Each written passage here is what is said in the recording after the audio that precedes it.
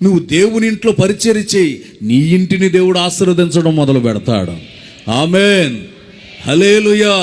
పాస్టర్లు కనబడేటప్పుడు చీపురెత్తుకోకూడదు. కొంతమంది ఉంటారు కనిపించే భక్తులు, కనిపించేటట్టు అందరు కనిపించేటట్టు చేయాలనుకుంటారు పరిచర్య. దేవుడు చూస్తాడు, ఓహో ఈ పాస్టర్లు చూసేటప్పుడే చేసేటట్టున్నారు, చెట్టలు చూసేటప్పుడే చేసేటట్టున్నారు పరిచర్యలు, అందుకని వీళ్ళకి నేను ఇవ్వకూడదు పరిచర్య అని దేవుడు ఆ పరిచర్యను తీసి నీ పక్కన వాళ్ళకి ఇస్తాడు. నిన్ను కూర్చోబెడతాడు. కూర్చొని వాక్యం విను చాలు, చప్పట్లు కొట్టు దేవుని సన్నిధిలో, నువ్వు బలపడు దేవుని సన్నిధిలో, దేవుని సన్నిధిలో కూర్చోబెడతాడు ఆయన.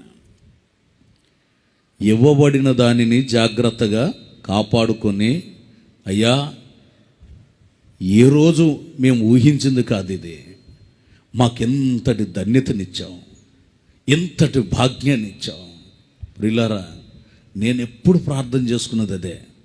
ప్రతిరోజు తలంచినప్పుడల్లా నేను ప్రభు సన్నిధిలో, అయ్యా ఎంత ధన్యతనిచ్చు. ఎంతోమంది సేవకులు ఉన్నారు, కానీ హోసన్నా మినిస్ట్రీలో ఒక సేవకుడిగా పరిచర్య చేయటానికి నాకు ఇచ్చిన ఈ గొప్ప ఘనతను బట్టి స్తోత్రమని ప్రభువుని నేను స్తుతిస్తాను.